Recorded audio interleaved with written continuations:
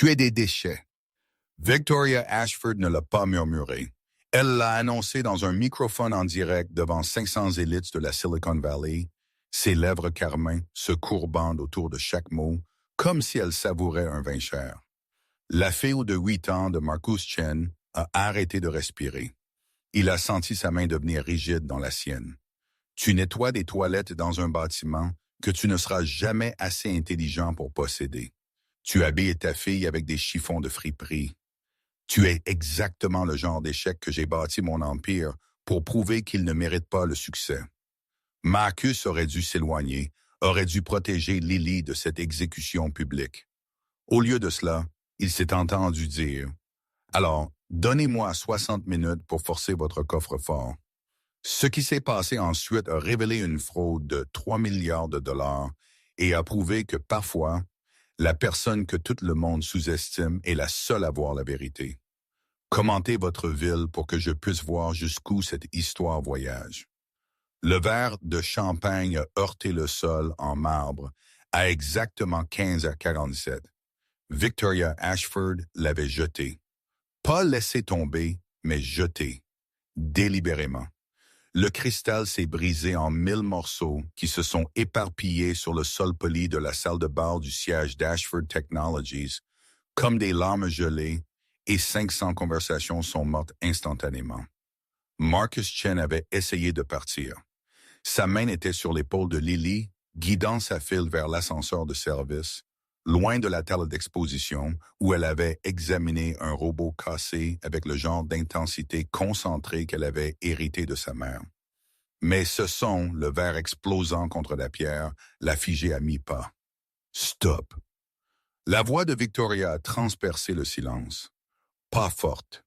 Elle n'avait pas besoin d'être forte. Le microphone clipsé à sa robe cramoisie portait ces mots à tous les coins de la salle de bal du 15e étage, à chaque cadre technologique capital risqueur et membre du conseil d'administration qui avait payé 10 000 $ par couvert pour assister au gala d'innovation d'Ashford Technologies. Marcus s'est retourné. Elle le regardait directement. « Vous, a dit Victoria, et maintenant elle marchait vers lui, ses talons loup-boutin argentés claquant contre le marbre comme un compte à rebours. Dans son uniforme de concierge, Marcus a senti Lily se presser contre son flanc.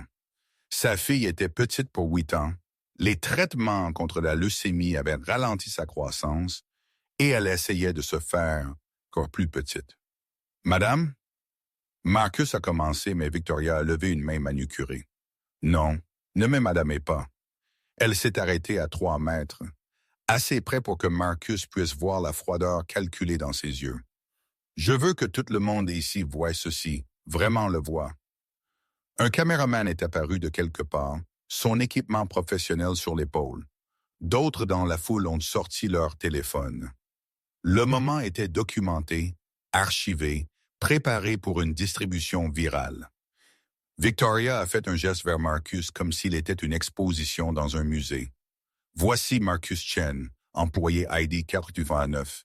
Il travaille le quart de nuit à l'entretien des installations. Son travail est de vider les poubelles et de nettoyer les sols. Elle a fait une pause et laissé cela s'infiltrer. Et il vient d'entrer dans un gala de charité à 10 000 $ le couvert par l'entrée de service, traînant sa fille comme si c'était une sorte de parc public. « Nous partons, » a dit Marcus doucement. « Je m'excuse pour vos déchets. » Le mot a atterri comme un coup physique. Lily a fait un petit son, pas tout à fait un gémissement, pas tout à fait un halètement. Quelque chose entre les deux qui a fait serrer la mâchoire de Marcus si fort que ses dents lui ont fait mal. « Tu nettoies des toilettes, » a continué Victoria.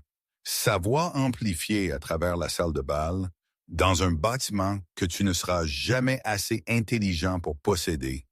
Tu habilles ta fille avec des chiffons de friperie. Tu es exactement le genre d'échec que j'ai bâti mon empire pour prouver qu'il ne mérite pas le succès. La foule ne riait plus. Ils étaient devenus silencieux. Certains avaient l'air mal à l'aise. La plupart avaient l'air fascinés, comme les gens ralentissent pour regarder les accidents de voiture. Marcus a senti Lily trembler contre lui. Son lapin en peluche, Dr. Hoppy, si usé que ses oreilles pendaient par des fils, était serré contre sa poitrine. Il y a 3 ans, sa femme Sarah avait tenu ce lapin dans son lit d'hôpital pendant ses dernières heures.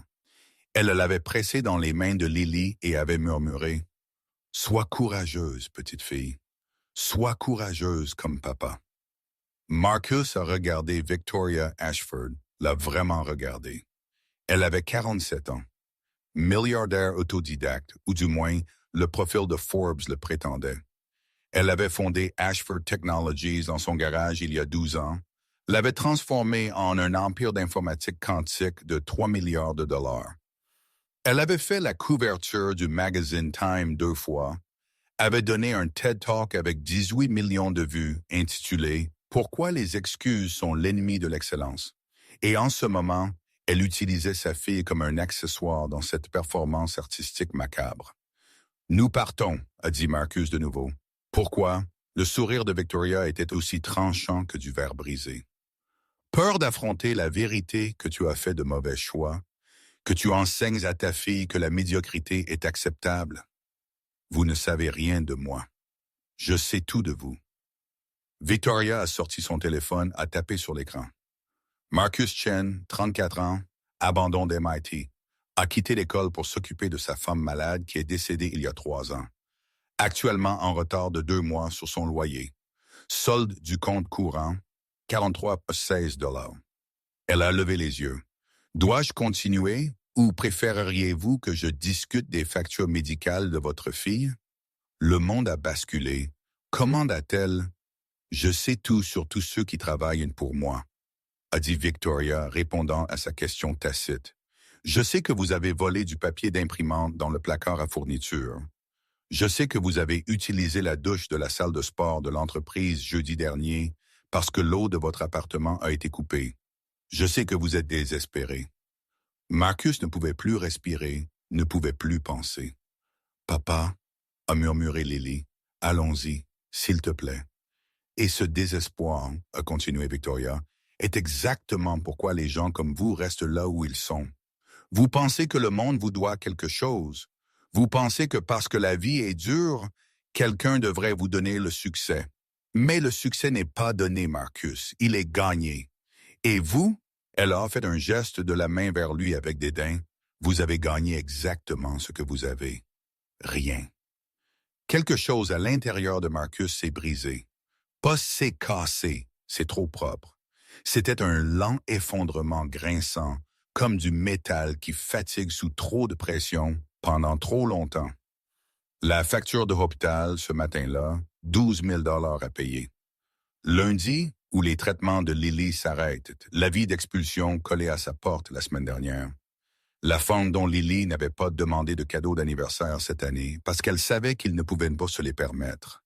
Et maintenant cette femme, cette milliardaire qui n'avait probablement jamais eu à se soucier de l'argent un seul jour de sa vie, lui disait qu'il le méritait, que sa fille méritait de souffrir parce que Marcus n'avait pas gagné assez. Vous avez raison. Marcus s'est entendu dire. Victoria a cligné des yeux. Quoi? Vous avez raison. Je suis désespéré. Il a senti la main de Lily se resserrer dans la sienne. Ma fille a besoin de médicaments qui coûtent plus que ce que je gagne en 6 mois. J'ai abandonné le MIT parce que ma femme mourait et que quelqu'un devait travailler 3 emplois pour que nous soyons logés. Je vole du papier d'imprimante parce que Lily en a besoin pour l'école et je n'ai pas les moyens d'acheter le paquet à 8 $ chez Target. La salle de bal était redevenue silencieuse. Même le caméraman avait légèrement baissé son équipement. Je suis désespéré, a continué Marcus. Mais je ne suis pas stupide et je ne suis pas des déchets. Le sourire de Victoria est revenu. Alors prouve-le. Comment? Elle s'est retournée, a fait un geste vers la scène au fond de la salle de bal. Vous voyez ça? Marcus avait entendu parler de Genesis dans les potins de la salle de repos. Tous ceux qui travaillaient chez Ashford Technologies l'avaient fait. Le coffre-fort qui ne pouvait pas être ouvert. Le coffre-fort à chiffrement quantique qui contenait 3 milliards de dollars en brevets et qui avait déconcerté 50 des meilleurs ingénieurs de l'entreprise pendant 3 ans. 2,40 m de haut, titane noir, panneau d'interface bleu lumineux qui pulsait comme quelque chose de vivant. Le coffre-fort Genesis, a annoncé Victoria à la foule, sa voix portée par le microphone. Chiffrement quantique, inviolable. 50 ingénieurs du MIT ont essayé de le forcer. Tous ont échoué. Elle s'est tournée vers Marcus. Tu l'ouvres en 60 minutes. Je te donne 100 millions de dollars. La foule a haleté. Des téléphones sont apparus. Quelqu'un vers le fond a crié. Vous êtes sérieuse? Complètement sérieuse. Le sourire de Victoria s'est élargi. 100 millions de dollars, Marcus. Assez pour réparer tout dans ta vie pathétique. Nouvel appartement, les factures médicales de ta fille. Enfer, achète-toi de la dignité. Et si j'échoue? A demandé Marcus doucement. Si tu échoues et tu échoueras, tu es viré. Et je m'assurerai personnellement que chaque entreprise technologique de la Silicon Valley sache ce qui s'est passé ici. Tu ne travailleras plus jamais dans cette industrie. Elle a vérifié sa montre incrustée de diamants. Tu seras inemployable, démuni, probablement sans abri d'ici un mois. Ne le fais pas, papa, a murmuré Lily. Mais Marcus faisait déjà des calculs dans sa tête. 12 000 dollars à payer lundi. Pas de travail signifiait pas d'assurance, signifiait pas de traitement, signifiait pas... Il ne pouvait pas penser à ça. Une condition, a dit Marcus. Victoria a levé un sourcil. Vous négociez. Ma fille ne regarde pas. Quelqu'un l'emmène ailleurs. Elle ne voit pas ça. Juste un instant, si bref que Marcus l'a presque manqué. Quelque chose a vacillé dans l'expression de Victoria. Surprise. Respect. Puis c'est parti. Jennifer, une jeune femme en tailleur pantalon noir, est apparue. Emmenez l'enfant au salon exécutif. Donnez-lui tout ce qu'elle veut. Papa, non. Lily pleurait maintenant, des larmes silencieuses coulant sur ses joues. S'il te plaît, ne le fais pas. Marcus s'est agenouillé à la hauteur des yeux de sa fille. La salle de bal a disparu. La foule a disparu. Juste lui et Lily et Dr. Hoppy entre eux. Tu te souviens de ce que grand-père disait? A-t-il murmuré. Lily a hoché la tête, reniflant. Les serrures ne mentent pas. C'est ça, les serrures ne mentent pas. Elles ne peuvent pas. Elles ne sont que du métal et des engrenages et la vérité. Il a essuyé ses larmes avec son pouce. J'ai besoin que tu sois courageuse pour moi, d'accord? Comme maman l'a demandé. Mais si, pas de « et si », fais-moi juste confiance. Jennifer a tendu sa main. Lily l'a prise, pleurant toujours, regardant Marcus alors qu'elle était emmenée par une porte latérale. La porte s'est fermée. Marcus s'est levé. Victoria souriait maintenant, triomphante. Que quelqu'un lance le chronomètre. Un compte à rebours est apparu sur l'écran géant derrière la scène. 63-0. Les règles sont simples, a annoncé Victoria. Vous pouvez utiliser tous les outils de ce bâtiment. Vous pouvez toucher le coffre-fort. Vous pouvez essayer tout ce que vous voulez. Mais vous ne touchez rien d'autre. Vous ne quittez pas l'étage. Et vous ne demandez pas d'aide. Elle a fait une pause. 60 minutes, c'est parti. Maintenant. 50 à 59. 59, 58, 59, 57. Marcus s'est dirigé vers la scène. Chaque pas était comme marcher dans le 500 pères Dieu le suivaient. Des téléphones enregistrés sous tous les angles. Quelqu'un avait lancé un live stream. Il a vu la notification apparaître sur l'écran mural. Défi de milliardaire, concierge pour forcer un coffre-fort impossible. Déjà 2000 spectateurs. Il a monté les 3 marches menant à la scène. Le coffre-fort Genesis dominait l'espace. De près, il était encore plus intimidant.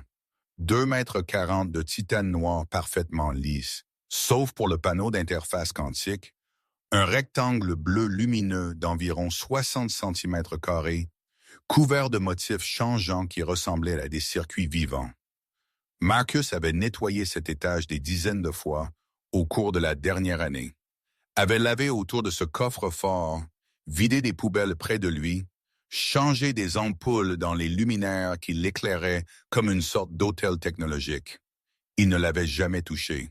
Maintenant, il a pressé sa paume contre le titane. Froid, si froid qu'il a presque brûlé. La foule a murmuré. Quelqu'un a ri. C'est pathétique, a dit une voix. Masculine, probablement l'un des cadres. Il va essayer de se frayer un chemin à travers le chiffrement quantique par le toucher.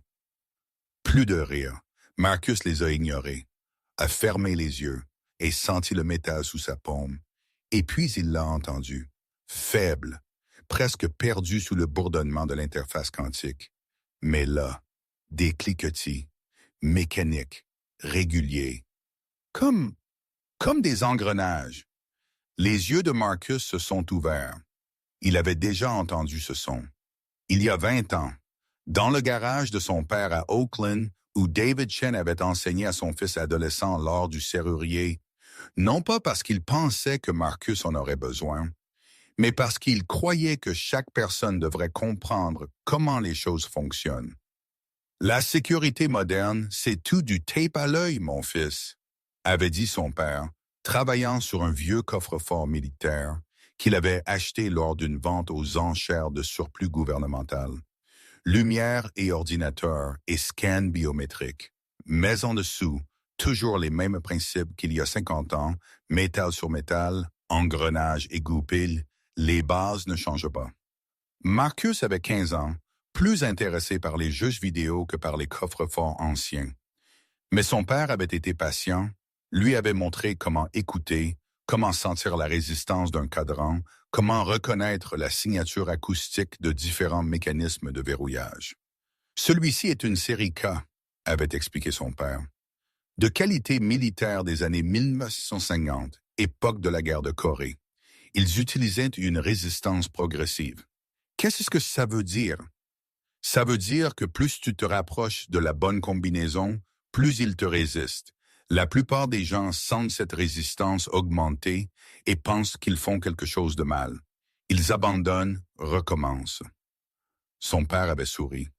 Mais si tu sais ce que tu écoutes, cette résistance te dit en fait que tu es sur la bonne voie. Marcus avait ouvert ce coffre-fort en 45 minutes. Son père en avait été si fier. C'était 3 mois avant l'AVC. 4 mois avant que David Chen ne meure dans son sommeil, laissant à Marcus un vieux pick-up et 12 carnets pleins de spécifications de coffre-fort et de théories de combinaison. Marcus avait vendu les carnets pour payer les funérailles. Maintenant, debout devant le coffre-fort Genesis avec 58 minutes au chronomètre, il aurait souhaité ne pas l'avoir fait. Il a pressé son oreille contre le titane. Le cliquetis est devenu plus clair. Pas le bourdonnement quantique qui était électrique, constant, artificiel. C'était mécanique, ancien, caché sous le système moderne, comme un squelette sous la peau. « Qu'est-ce qu'il fait ?» a demandé quelqu'un dans la foule. « Il écoute », a répondu une autre voix, comme un perceur de coffre-fort dans un film de braquage. C'est embarrassant. La voix de Victoria a coupé court. Marcus, l'interface quantique est juste là. Au moins, faites semblant de comprendre la technologie moderne. Marcus n'a pas répondu. Il comptait. Clic, 2 secondes, clic, 2 secondes, clic. Un rythme, précis, mécanique. Il s'est retiré, a regardé le panneau d'interface quantique. La lumière bleue pulsait et changeait. Belle, hypnotique, probablement conçue pour attirer l'attention, pour que les gens se concentrent dessus au lieu de... Au lieu de quoi? Marcus s'est agenouillé à la base du coffre-fort. Le sol ici était différent. Il l'avait remarqué auparavant en nettoyant, mais n'avait jamais réfléchi à pourquoi. De petites fentes de ventilation, d'environ 5 cm de long, étaient découpées dans le marbre à la fondation du coffre-fort. Il a mis son oreille à l'une des fentes. Le cliquetis était plus fort ici, beaucoup plus fort. Et en dessous, un autre son, un léger bourdonnement. Moteur électrique. Pas moderne, celui-ci avait la hauteur spécifique des anciens mécanismes de cerveau-commande. le genre qu'ils utilisaient dans les années 1940 et 50 avant l'électronique à semi-conducteur. Marcus s'est assis sur ses talons. Son cœur battait fort. 55 minutes, a annoncé Victoria joyeusement. Comment ça se passe là-bas, Marcus? Tu as déjà compris les algorithmes quantiques? Il l'a ignoré, a sorti son téléphone, écran fissuré 3 ans, mais il fonctionnait. A ouvert le navigateur et cherché Ashford Technologies Genesis Vault Patent Filing, archive public. Tout ce qui était déposé auprès de l'Office des brevets était public. Le document s'est chargé lentement sur son téléphone obsolète, 23 pages de spécifications techniques et de diagrammes. Il a fait défiler, lisant vite. Page 8, spécification de l'interface quantique. Consommation électrique, 220 volts, 3,2 ampères. Page 12, dimensions et matériaux du coffre-fort. Composite de titane noir, 2,4 mètres sur 1,2 mètres sur 1,2 mètres. Page 19, caractéristiques de sécurité, est là. Page 19, note de bas de page 7, dans un texte si petit qu'il a dû zoomer pour le lire. Mécanisme de sécurité.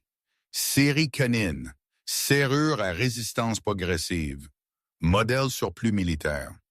Installé conformément aux exigences fédérales pour les installations. Stockage de propriétés intellectuelles classifiées. Marcus l'a lu 3 fois. Puis il a levé les yeux vers le panneau d'interface quantique. A fait un calcul rapide dans sa tête. 220 volts à 3,2 ampères représentaient environ 700 watts de puissance.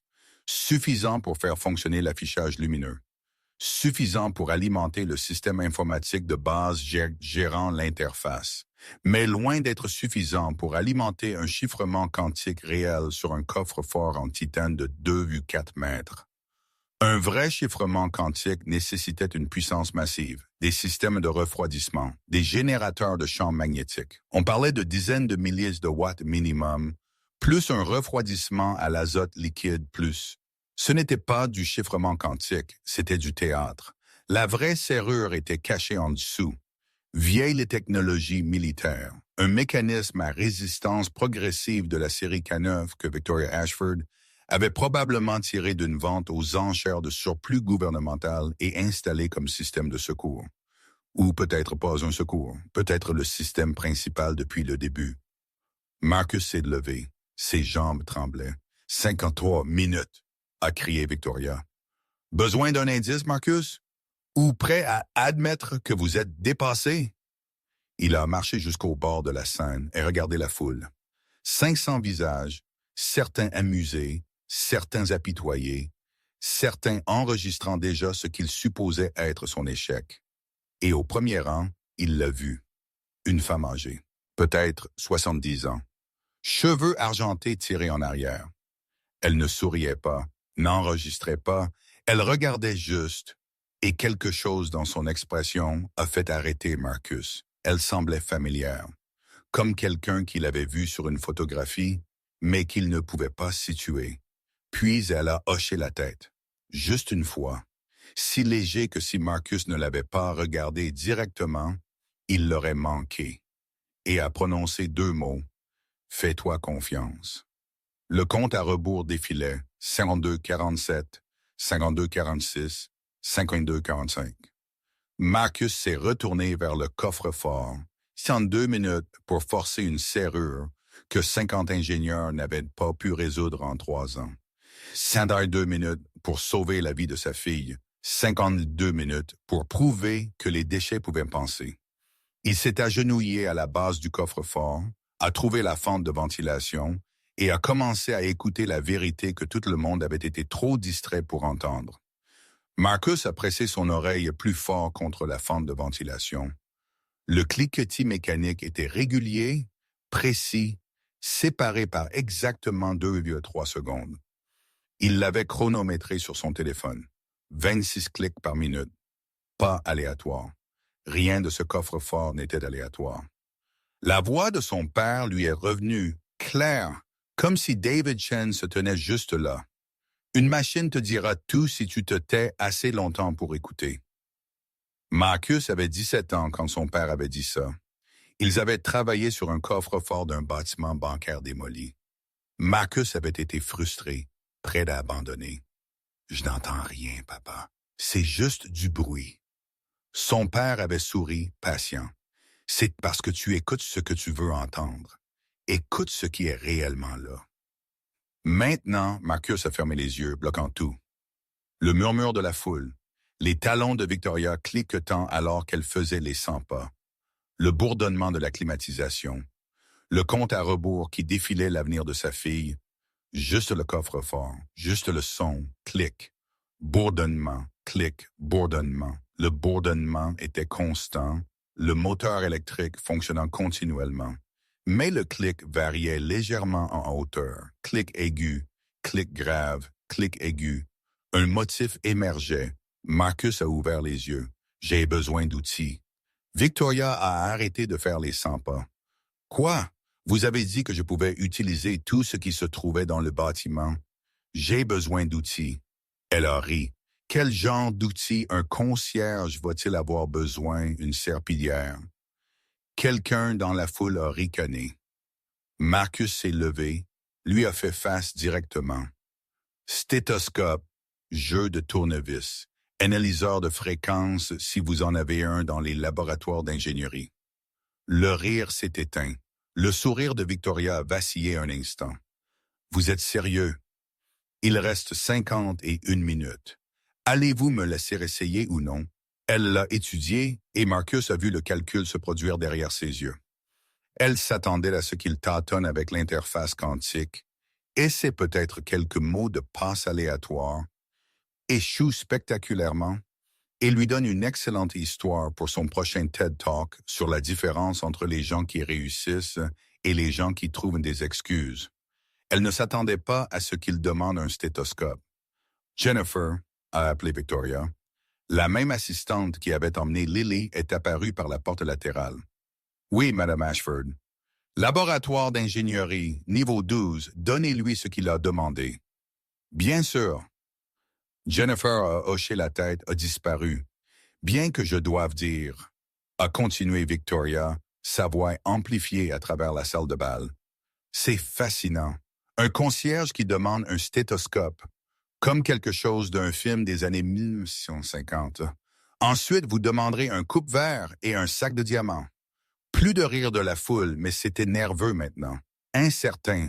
La femme au premier rang, celle aux cheveux argentés qui avait dit à Marcus de se faire confiance, ne riait pas. Elle se penchait légèrement en avant, le regardant avec une intensité qui a fait dresser les poils de sa nuque. Madame Ashford, a appelé une voix. Masculine, quarantaine, costume coûteux. Vous n'allez sûrement pas vraiment le laisser faire. Le laisser faire, quoi, Richard? Victoria s'est tournée vers l'homme. Essayez, pourquoi pas? Soit il échoue et prouve mon point sur les gens qui n'appartiennent pas à notre monde, soit, elle a souri, il parvient en quelque sorte à faire ce que 50 ingénieurs du MIT n'ont pas pu faire, ce qui ferait une sacrée histoire. Mais s'il endommage le coffre-fort, il n'endommagera rien. Il va échouer, récupérer sa fille et partir par l'entrée de service, là où il est à sa place. Marcus est retourné au coffre-fort, s'est agenouillé de nouveau à la base. Il avait besoin de ses outils, mais pendant qu'il attendait, il pouvait continuer à recueillir des informations. Il a pressé sa paume contre le titane près du bas, l'a déplacé lentement sur la surface. Froid. Uniforme. Pas de variation de température. Cela excluait tout système thermique. Il a tapé doucement avec ses jointures. Le son était sourd, absorbé. Titane épais, probablement 3 pouces minimum. « Qu'est-ce que vous faites maintenant? » a demandé Victoria, essayant de frapper poliment. Marcus n'a pas répondu. Il se concentrait maintenant sur le panneau d'interface quantique, spécifiquement là où il se connectait au corps du coffre-fort. Le joint était parfait, usiné à des tolérances microscopiques. Mais en regardant de plus près, vraiment, il pouvait voir 4 petites vis à tête Phillips au coin. Tête Phillips, le type de vis le plus simple et le plus courant au monde. pour un système de chiffrement quantique de 3 milliards de dollars. Cela n'avait pas de sens. Rien de tout cela n'avait de sens si c'était vraiment ce que Victoria prétendait. Les vrais systèmes quantiques étaient des unités scellées, anti-effraction. On ne pouvait pas simplement dévisser le panneau d'interface comme on changeait les piles d'une télécommande, à moins que ce ne soit pas vraiment quantique du tout. 48 minutes, a crié quelqu'un dans la foule. Jennifer est revenue légèrement essoufflée. Elle a tendu à Marcus un sac à outils en toile. Tout ce que vous avez demandé, plus quelques extras du laboratoire. Marcus a ouvert le sac, stéthoscope médical, probablement du bureau de santé de l'entreprise, un jeu de tournevis professionnel avec 20 embouts différents. Et au fond, enveloppé dans du papier bulle, un analyseur de fréquences portable qui semblait assez cher pour rendre Marcus nerveux à l'idée de le toucher. « Signé pour ceux-là », a dit Victoria, « puisque, apparemment, nous gérons maintenant une bibliothèque de prêt. » Jennifer a tendu une tablette. Marcus a signé avec son doigt, l'a rendu. Il a sorti le stéthoscope en premier. Il était plus récent que celui de son père, mais le principe était le même. Tube en caoutchouc, pavillon métallique, embouts auriculaires qui s'ajustent parfaitement. Marcus a mis les embouts auriculaires, a pressé le pavillon contre le coffre-fort juste au-dessus de la fente de ventilation. Le son a explosé dans ses oreilles. Pas fort, amplifié, clair. Clic bourdonnement est devenu distinct. Le cliquetis était du métal sur métal. Des dents d'engrenage en acier s'engageant. Le bourdonnement était électromagnétique, une alimentation CA de 50 cycles passant par un vieux moteur. Et sous les deux sons, quelque chose d'autre. Un léger grincement. Le genre de bruit que le métal fait lorsqu'il est sous tension. Résistance progressive. Le rythme cardiaque de Marcus s'est accéléré. Il avait raison. C'était un système de la série canine, cela devait l'être.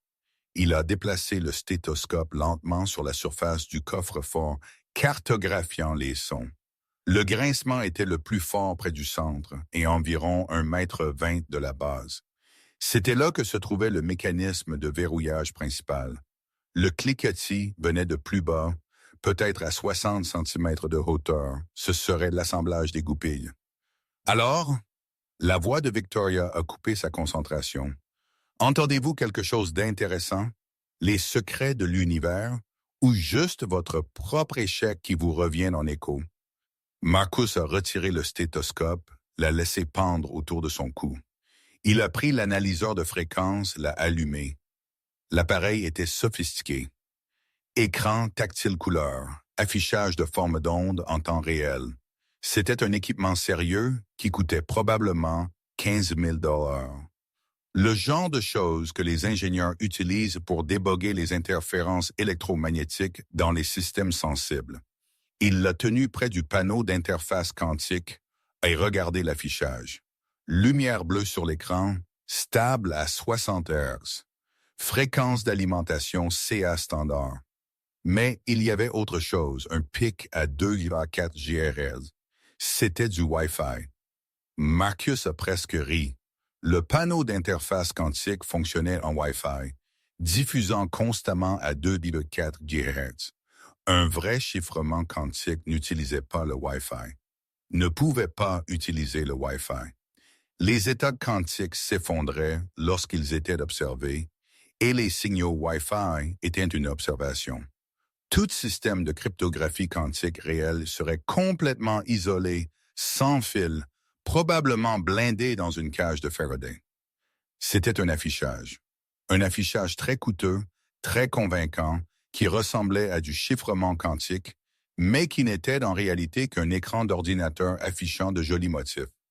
45 minutes, a annoncé Victoria. Vous vous inquiétez déjà, Marcus? Il a déplacé l'analyseur plus bas, près de la base où il avait entendu le cliquetis. Le signal de 69 Hz était plus fort ici, et il y avait autre chose. Une harmonique à 120 Hz. C'était vieux, vraiment vieux. Le genre de signature électromagnétique que l'on obtenait des moteurs d'avant les années 1970 qui n'avaient pas de blindage moderne. Marcus s'est levé, a regardé Victoria. Puis-je vous poser une question? Elle a levé un sourcil. Une question? Vous manquez de temps et vous voulez discuter? Quand avez-vous installé ce coffre-fort? Il y a 3 ans. Pourquoi? Et le système de chiffrement quantique? En même temps, haute de absine, de pointe de main. Elle a souri. Pourquoi? Vous essayez de trouver une excuse pour quand vous échouerez? Marcus a regardé le coffre-fort, à l'interface bleue lumineuse qui n'était en réalité qu'un moniteur d'ordinateur sophistiqué. Au via-tête, Phillips l'a maintenant en place. Aux fentes de ventilation dans le marbre, qui avaient clairement été ajoutées après l'installation du sol, probablement pour empêcher le vieux moteur de surchauffer. Ce n'est pas du chiffrement quantique, a-t-il dit doucement.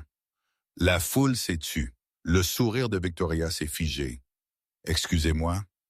Ce n'est pas du chiffrement quantique. La consommation électrique est trop faible. L'interface n'est qu'un écran fonctionnant en Wi-Fi. Et il y a un moteur de 50 ans qui fonctionne à l'intérieur du corps du coffre-fort qui n'a rien à voir avec les systèmes de sécurité modernes. C'est absurde, a dit Victoria, mais quelque chose dans sa voix avait changé.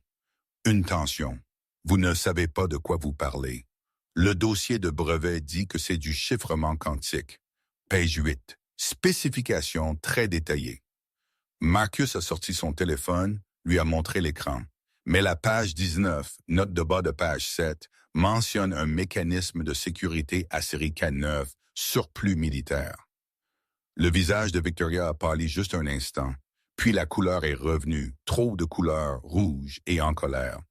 Et elle, oh, a-t-elle claqué. Il a un système de secours. C'est une bonne ingénierie. Sauf que le système de secours consomme toute l'énergie. L'interface quantique consomme 700 watts. Ce moteur à l'intérieur consomme au moins 2000 watts en continu. Je peux le mesurer avec cet analyseur. Vous inventez des choses. Marcus a brandi l'analyseur de fréquence, lui a montré l'affichage. Ceci, c'est la signature électromagnétique. Le moteur est du matériel militaire d'avant les années 1970, probablement de l'époque de la guerre de Corée. L'interface quantique est juste pour le spectacle. La foule murmurait maintenant, assez fort pour que des voix individuelles commencent à se faire entendre. Est-ce vrai? Elle vient de nous arnaquer avec un faux chiffrement quantique? J'ai payé 10 000 $ pour voir un coffre-fort de 50 ans. Assez! La voix de Victoria a claqué à travers la salle de bal.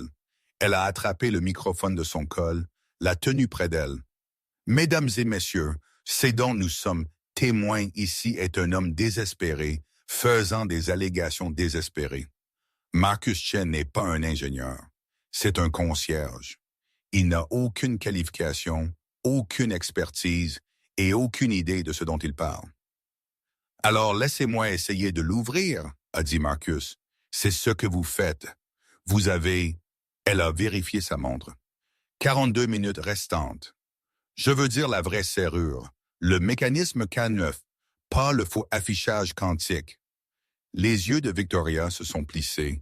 Il n'y a pas de faux affichage quantique. Alors dévissez le panneau d'interface, 4 vis à tête Phillips dans les coins. Si c'est un vrai chiffrement quantique, le système sera intégré au corps du coffre-fort. Si ce n'est qu'un écran, il se détachera tout seul. Pendant un long moment, Victoria n'a pas bougé. La salle de bal était complètement silencieuse, à l'exception du compte à rebours. 41, 56, 41, 55, 41, 54. Puis la femme du premier rang s'est levée. Elle était grande, élégante, malgré son âge. Cheveux argentés tirés en arrière. Des yeux perçants qui ne manquaient de rien. Elle a monté les marches de la scène lentement, mais régulièrement, a passé Victoria sans la regarder et s'est arrêtée devant Marcus. « Vous êtes le fils de David Chen », a-t-elle dit. Marcus l'a regardé. « Comment avez-vous? » « Je suis Helen Park. J'ai enseigné à votre père à Stanford en 1952 l'ingénierie mécanique. Il était le meilleur étudiant que j'ai jamais eu. » Elle a regardé le coffre-fort, puis Marcus. Il disait que les machines ne mentent pas. Les serrures ne mentent pas. a murmuré Marcus. Il a toujours dit que les serrures ne mentent pas. Helen a souri. C'était triste et fier à la fois. C'est la même chose. Les serrures ne sont que des machines qui gâtent des secrets. Elle s'est tournée vers Victoria. Madame Ashford, j'aimerais voir ce panneau d'interface retiré. Dr. Park, avec tout le respect que je vous dois, vous n'êtes pas, je ne suis pas quoi, qualifié. J'ai 3 doctorats et 40 ans d'expérience dans l'enseignement. J'ai été consultante sur des systèmes de sécurité pour le département de la Défense et la NASA. Je pense que je suis qualifié pour regarder un coffre-fort. Sa voix était douce, mais il y avait de l'acier en dessous. Retirez le panneau. La mâchoire de Victoria était tellement serrée que Marcus pouvait voir les muscles sauter, mais elle ne pouvait pas dire non. Pas à Ellen Park. Pas devant 500 témoins et qui sait combien de spectateurs en direct. Très bien. Elle a fait un geste vers quelqu'un dans la foule. Robert, viens ici. Un homme d'une 50aine d'années est monté sur scène. Cheveux clairs semés, lunettes coûteuses, la posture confiante de quelqu'un habitué à être la personne la plus intelligente de la pièce. Il portait une tablette. Robert Hay, a dit Victoria, ingénieur en chef, responsable de l'équipe qui a conçu le système de sécurité Genesis. Robert a hoché la tête sèchement vers Helen et ignoré Marcus complètement. Il a sorti un petit tournevis électrique de sa poche, a mis un embout de Phillips et a commencé à retirer les vis du panneau d'interface quantique. La première vis est sortie facilement, la deuxième, la troisième, la quatrième. Robert les a posées soigneusement sur le coffre-fort, puis a saisi les bords du panneau bleu lumineux. Si cela endommage quoi que ce soit, cela n'endommagera rien, a dit Robert. Il a tiré doucement. Le panneau s'est détaché du corps du coffre-fort avec un léger clic magnétique. Derrière, il y avait une cavité rectangulaire d'environ 3 pouces de profondeur. À l'intérieur de la cavité, un moniteur à écran plat, un mini-ordinateur Intel NUC de la taille d'un livre de poche et un fouillis de câbles reliant le tout à une alimentation électrique. Pas de processeur quantique, pas de système de refroidissement, pas de générateur de champ magnétique, juste un écran d'ordinateur affichant de jolis motifs. La foule a éclaté. C'est ça, un putain d'économiseur d'écran. Nous avons payé 10 000 $ pour ça. C'est une sorte de blague? Victoria a de nouveau saisi le microphone. Mesdames et messieurs, s'il vous plaît, l'affichage est séparé du système de chiffrement. La sécurité réelle est... Il n'y a pas de sécurité réelle, a dit Ellen Park doucement, mais sa voix portait. Elle a pris l'analyseur de fréquence que Marcus avait posé, l'a tenu près de la cavité. Cela lit exactement ce que M. Chen a dit. Électronique grand public standard. Le seul système réel dans ce coffre-fort est mécanique. Elle a regardé Robert Hayes. Vous le savez, vous l'avez installé. Le visage de Robert était devenu soigneusement vide. Le chiffrement quantique est intégré au mécanisme de verrouillage lui-même. Ceci n'est que l'interface utilisateur. Alors montrez-nous le mécanisme de verrouillage, a dit Helen. Robert n'a pas bougé. Montrez-nous, a répété Helen, ou j'appellerai la SEC lundi matin pour signaler une fraude au titre. Parce que si ce coffre-fort sécurise des brevets d'une valeur de 3 milliards de dollars pour votre introduction en bourse à venir, et qu'il utilise des serrures mécaniques vieilles de 50 ans, au lieu du chiffrement quantique que vous avez prétendu aux investisseurs, c'est une fausse déclaration substantielle. Vous bluffez, a dit Victoria, mais sa voix a tremblé. Essayez-moi. Helen a sorti son téléphone. J'ai le numéro direct de l'enquêteur de la SEC. Nous avons siégé à un panel ensemble l'année dernière. Charmante femme, très intéressée par les cas de fraude technique. Le compte à rebours indiquait 38,14. Victoria a regardé Robert. Quelque chose a passé entre eux. Une conversation entière en un coup d'œil. Puis Robert a fouillé dans sa poche, et sorti une petite clé Allen et s'est agenouillé à la base du coffre-fort. Il y avait 4 petits boulons hexagonaux au coin de ce que Marcus avait cru être du marbre massif. Robert a inséré la clé Allen dans le premier boulon et tourné. Il s'est desserré, puis le deuxième, le troisième, le quatrième. Il a soulevé et le panneau de marbre s'est détaché. En dessous, il y avait du métal, de l'acier peint en noir, et au centre, un cadran en laiton d'environ 10 cm de diamètre marqué de chiffres de 0 à 99. Une serrure à combinaison, à l'ancienne, mécanique, exactement ce que le père de Marcus lui avait appris à forcer il y a 20 ans. 42 minutes, a dit Marcus. C'est largement suffisant. Il s'est agenouillé devant le cadran, a remis le stéthoscope dans ses oreilles et s'est mis au travail. Victoria Ashford est restée figée sur la scène, regardant son empire de 3 milliards de dollars commencer à se fissurer comme un œuf. Et Marcus Chen, concierge avec 43 dollars sur son compte en banque, a commencé à faire ce que 50 ingénieurs du MIT n'ont pas pu faire. Écoutez ce que la machine essayait de lui dire. Le cadran était froid sous les doigts de Marcus. Laiton usé par le temps, mais toujours précis, toujours juste. Il a placé le pavillon du stéthoscope juste au-dessus du cadran et a fermé les yeux. Le son est venu clair et net. Clic, tic, bourdonnement. Le cœur mécanique du coffre-fort révélant ses secrets dans une langue que la plupart des gens avaient oublié de parler. « 37 minutes !» a crié quelqu'un dans la foule.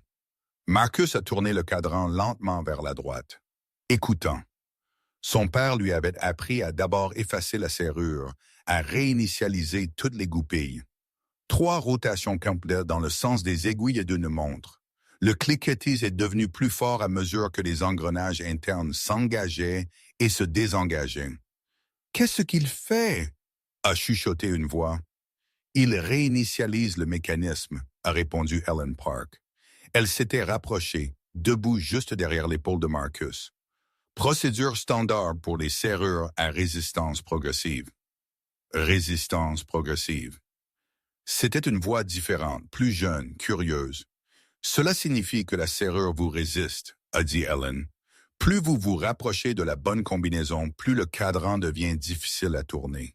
C'est conçu pour faire abandonner les gens. Marcus a terminé la 3e rotation et a senti le cadran se caler en position neutre. Vint maintenant la partie difficile. Les serrures de la série K9 utilisaient des combinaisons de 5 chiffres. Son père en avait forcé des dizaines. L'armée adorait ces choses, avait expliqué David Chen. Bunkers de la guerre de Corée, dépôts d'armes, stockage de documents classifiés. Elles sont lentes à ouvrir. Même si vous connaissez la combinaison, mais elles sont presque impossibles à forcer si vous ne la connaissez pas. Presque impossible, pas complètement impossible. Marcus a commencé à tourner le cadran dans le sens inverse des aiguilles d'une montre, lentement, régulièrement, écoutant le premier barillet. Au numéro 47, il l'a senti, pas un son, une vibration, subtile. Le stéthoscope l'a détecté comme un léger changement de hauteur. Le clic est devenu un tic. Il l'a marqué mentalement. Premier chiffre, 47. A-t-il trouvé quelque chose? La voix de Victoria a coupé court. Elle s'était déplacée au bord de la scène, observant. Son visage était maintenant un masque, soigneusement contrôlé, mais Marcus pouvait voir la tension dans ses épaules. Il l'a ignoré. A tourné le cadran dans le sens des aiguilles d'une montre maintenant, écoutant le deuxième barillet. La résistance a augmenté. Pas beaucoup. Peut-être 5 poids de force supplémentaire nécessaires pour tourner le cadran. La résistance progressive commençait à s'accumuler. Au numéro 12, la hauteur a de nouveau changé. Tic-clic. Deuxième.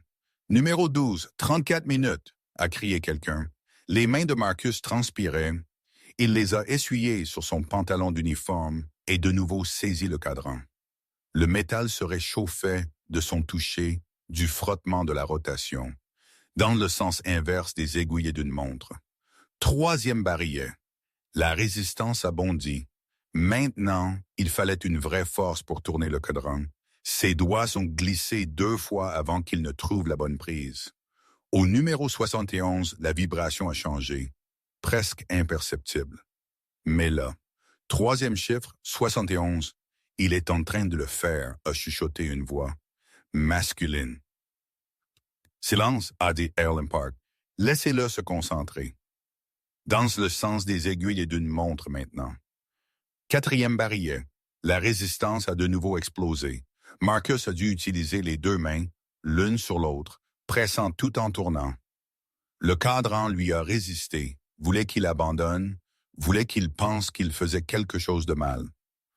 Mais c'est exactement ce que la résistance progressive était censée faire.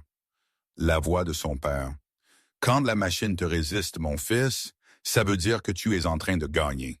Continue. Au numéro 34, la hauteur a changé. Quatrième chiffre. 34.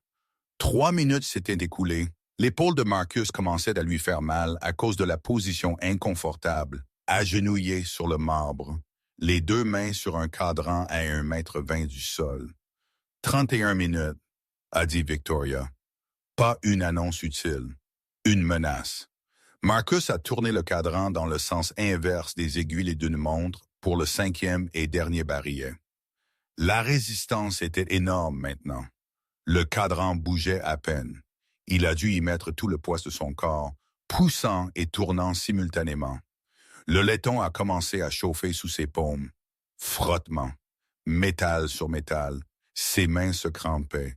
Au numéro 88, le cadran a complètement cessé de bouger. Marcus s'est retiré, a secoué ses mains. Ses doigts étaient blancs à force de serrer si fort. « Problème ?» a demandé Victoria. Il y avait de l'espoir dans sa voix. Un espoir cruel qu'il était sur le point d'échouer. Marcus n'a pas répondu. Il a remis le stéthoscope dans ses oreilles, a pressé le pavillon contre le corps du coffre-fort au-dessus du cadran. Le cliquetis avait changé. Plus rapide maintenant. Plus urgent. Et en dessous, ces sons de grincement. Métal sous tension. Les barilles étaient alignés. Presque.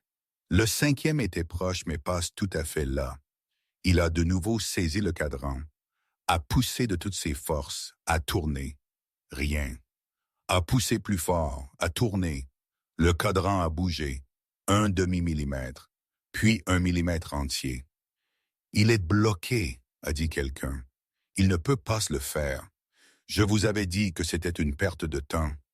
Les bras de Marcus tremblaient, ses épaules brûlaient, mais il a continué à pousser, à tourner. Le cadran a avancé lentement. 88,5, 89, et puis, à exactement 89,7, il l'a senti. La vibration a changé.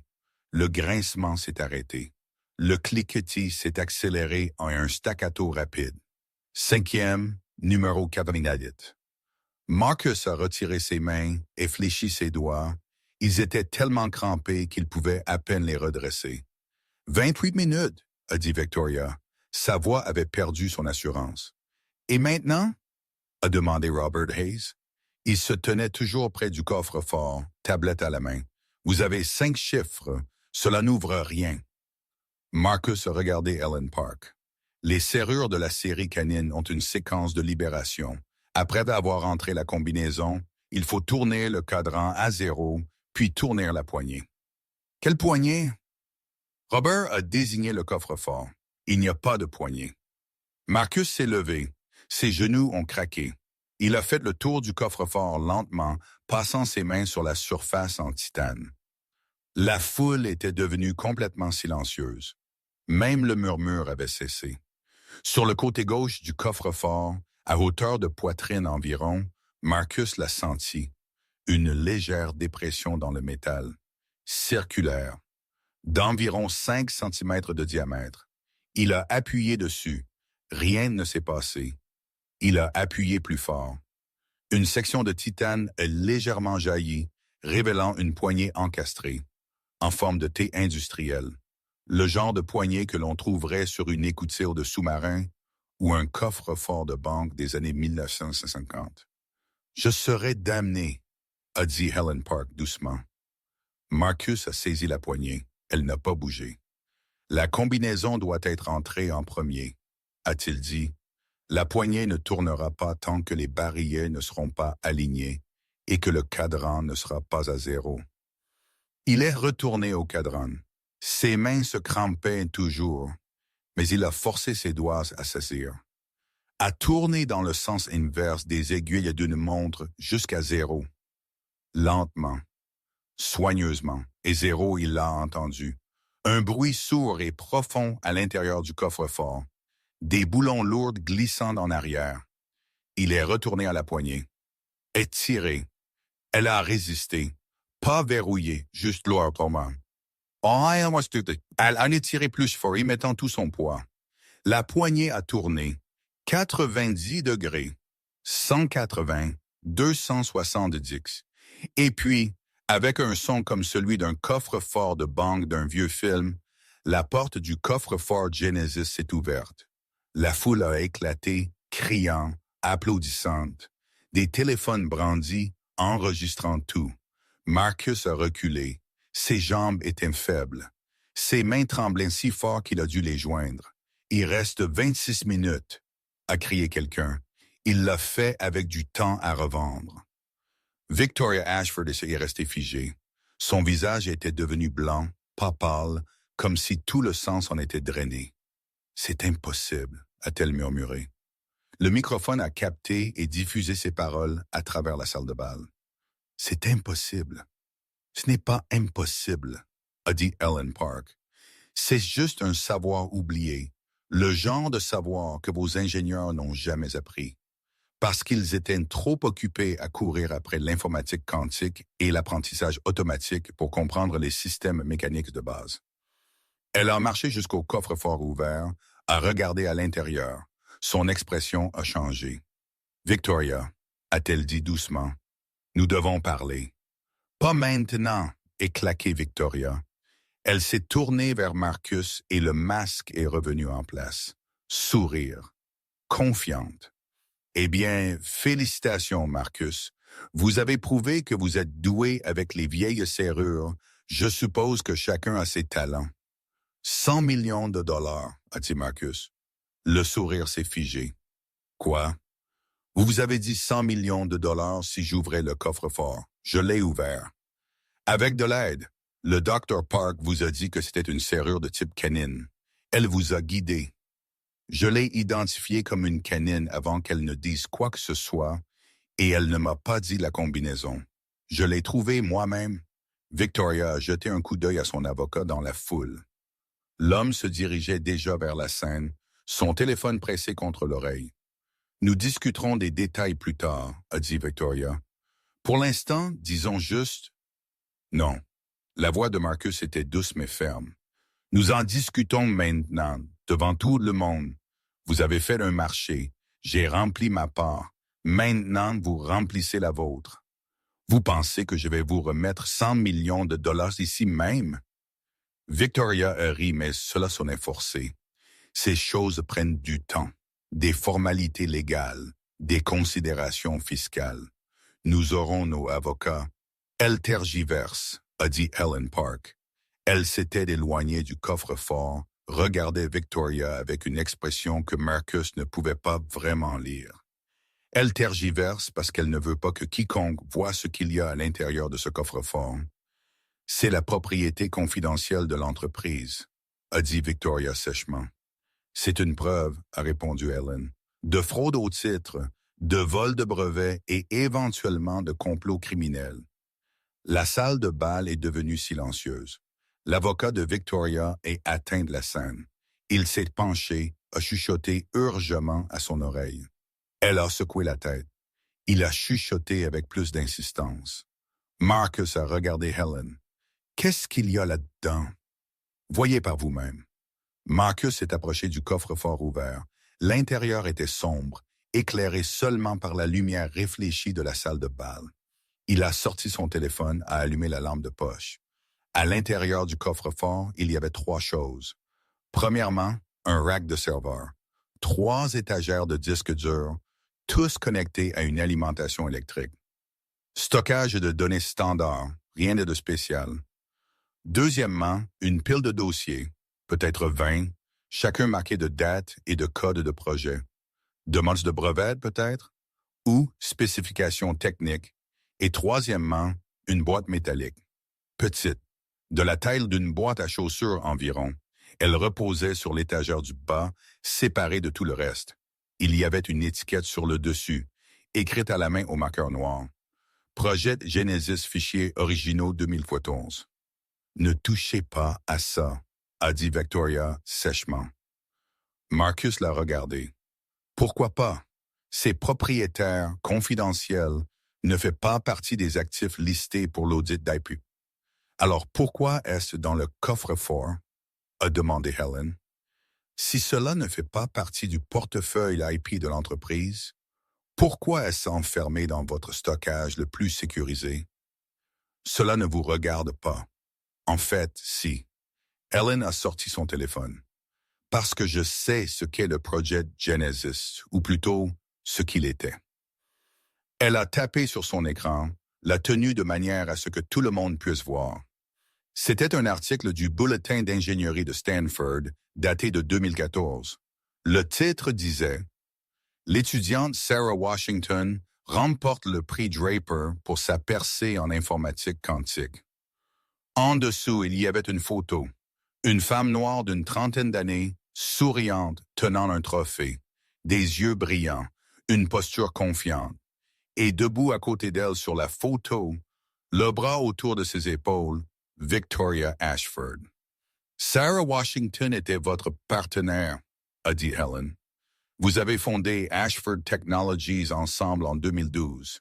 Elle a développé les algorithmes d'informatique quantique de base qui ont rendu cette entreprise précieuse. Et puis en 2015, elle a disparu. Elle a quitté l'entreprise, a dit Victoria. Sa voix était tendue. Des divergences créatives. Elle vous a poursuivi, a corrigé Helen, pour avoir volé sa propriété intellectuelle et vous avez réglé à l'amiable. 50 000 $ et un accord de non-divulgation. Ancienne histoire. Est-ce que c'est le cas? Helen a désigné la boîte métallique parce que cette boîte est étiquetée avec une date d'avant le procès, avant que Sarah Washington ne parte. Je suppose qu'elle contient les fichiers de projet originaux, ceux qui prouvent qui a réellement inventé la technologie sur laquelle Victoria Ashford a bâti son empire. L'avocat a attrapé le bras de Victoria et chuchoté frénétiquement. Elle s'est dégagée de lui. « C'est ridicule », a-t-elle dit. « Vous faites des accusations folles basées sur des preuves, a interrompu Helen. Des preuves qui sont maintenant accessibles parce que M. Chen a ouvert votre coffre-fort. Des preuves qui auraient dû être divulguées à la SEC dans le cadre de votre demande d'IPO. Des preuves qui prouvent que votre entreprise est construite sur une propriété intellectuelle volée. Sortez, a dit Victoria. Sa voix tremblait maintenant. Vous deux, sortez de mon bâtiment. Ce n'est pas votre bâtiment, a dit une nouvelle voix. Tout le monde s'est retourné. Une femme marchait dans la salle de bal, noire, une quarantaine d'années, cheveux naturels courts. Elle portait un jean et un blazer, un sac messager sur une épaule, et son visage était plus âgé mais indubitable. Sarah Washington. Elle a monté les marches de la scène et passé Victoria sans la regarder et s'est arrêtée devant le coffre-fort ouvert. « Bonjour, Marcus », a-t-elle dit. Sa voix était chaude, fatiguée. « Je suppose que vous ne savez pas qui je suis. »« Sarah Washington », a dit Marcus. « Vous avez inventé la technologie d'informatique quantique. »« J'ai tout inventé », a-t-elle dit. Elle a regardé Victoria maintenant et son expression était dure. Chaque brevet, chaque algorithme, chaque ligne de code qui a fait que cette entreprise vaut 3 milliards de dollars. J'ai fait ça. Alors que Victoria, elle a désigné la femme en robe cramoisie, s'occupait du côté commercial. Collecte de fonds, marketing, relations avec les investisseurs. C'était l'accord. Je crée, elle vend. Ce n'est pas comme ça que ça s'est passé, a dit Victoria, mais sa voix manquait de conviction. C'est exactement comme ça que ça s'est passé. Et quand j'ai voulu un crédit approprié, quand j'ai demandé à être listé comme co-inventrice sur les brevets, vous avez dit que cela compliquerait le tableau de capitalisation, confondrait les investisseurs, ferait paraître l'entreprise moins rationalisée. La voix de Sarah était stable, mais Marcus pouvait entendre la douleur en dessous. Alors j'ai continué à travailler, continué à inventer, continué à vous faire confiance. Elle a marché jusqu'au coffre-fort, a tendu la main à l'intérieur, a pris la boîte métallique. Cette boîte, a-t-elle dit, la tenant pour que tout le monde la voie, contient mes carnets de laboratoire originaux. Chaque conception, chaque percée, tout daté et attesté.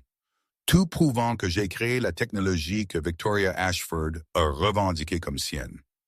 Vous avez signé un accord de non-divulgation, a dit l'avocat de Victoria. Un accord de non-divulgation qui est nul s'il a été utilisé pour couvrir une fraude, a répondu Ellen Park. Ce qui était clairement le cas. Sarah a posé la boîte sur le coffre-fort et sorti son téléphone. J'ai attendu 12 ans que quelqu'un ouvre ce coffre-fort. Victoria a changé la combinaison après m'avoir viré. C'est assuré que je ne pourrais jamais accéder à mon propre travail. Elle a regardé Marcus. Et puis vous avez fait ce que 50 ingénieurs n'ont pas pu faire. Vous avez écouté. Elle a ouvert un fichier vidéo, a appuyé sur lecture, a tendu le téléphone à Marcus. La vidéo montrait une Sarah plus jeune dans ce qui ressemblait à une salle de conférence. En face d'elle, Victoria et un avocat étaient assis. L'horodatage indiquait le 17 mars 2015. Pour le dossier, a dit l'avocat dans la vidéo, vous acceptez d'accepter une indemnité de départ de 50 000 $ en échange de votre silence concernant les origines de la propriété intellectuelle d'Ashford Technologies. Je n'ai pas le choix, a dit la voix de Sarah dans la vidéo. Elle pleurait. Vous m'avez empêché d'accéder à ma propre recherche, geler mes capitaux propres. Si je me bats, je serai au tribunal pendant des années et je n'ai pas l'argent pour cela. Alors vous êtes d'accord? A insisté l'avocat. Oui. À peine un murmure. La vidéo s'est terminée. Marcus a regardé Victoria. Vous lui avez tout volé. J'ai bâti cette entreprise, a dit Victoria, mais sa voix tremblait. J'ai collecté l'argent. J'ai embauché l'équipe. J'ai fait en sorte que cela arrive. Avec mon travail, a dit Sarah doucement, vous avez fait des milliards avec mon travail et vous m'avez payé 50 000 $. Le nombre de spectateurs en direct avait atteint un demi-million. Les commentaires affluaient plus vite que quiconque ne pouvait les lire. L'histoire se répandait déjà sur les médias sociaux. Les sites d'actualité technologique écrivaient probablement des titres en ce moment. L'avocat de Victoria l'a tiré à part, a chuchoté urgemment. Elle a hoché la tête puis s'est tournée vers la foule. Mesdames et messieurs, il y a clairement eu un malentendu concernant les affaires historiques de l'entreprise. Je suis sûr que nous pourrons résoudre cela en privé. Pour l'instant, disons, non, a dit Sarah.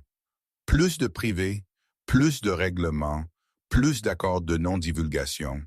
Je veux mon nom sur ces brevets. Je veux un crédit approprié et je veux une compensation. Nous négocierons, a dit l'avocat rapidement. Nous poursuivrons en justice, a dit Ellen Park. Elle avait déjà ouvert quelque chose sur son téléphone.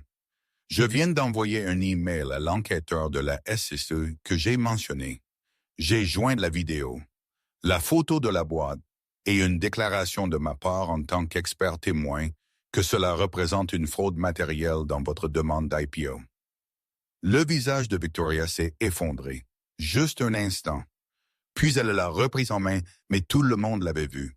« Marcus », a-t-elle dit en se tournant vers lui. « Vous avez ouvert le coffre-fort. Félicitations. Mon avocat vous contactera concernant les conditions de paiement. Mais pour l'instant, j'ai besoin que tout le monde parte.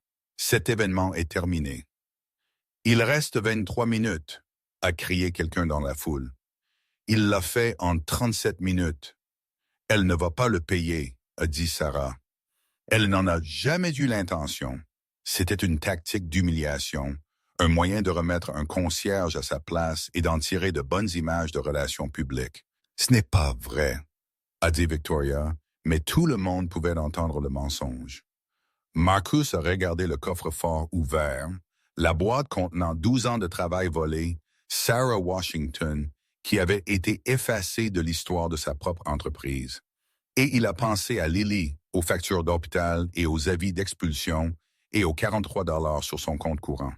Je ne veux pas l'argent, il s'est entendu dire. Tout le monde l'a regardé. Quoi? Victoria avait l'air sincèrement confuse.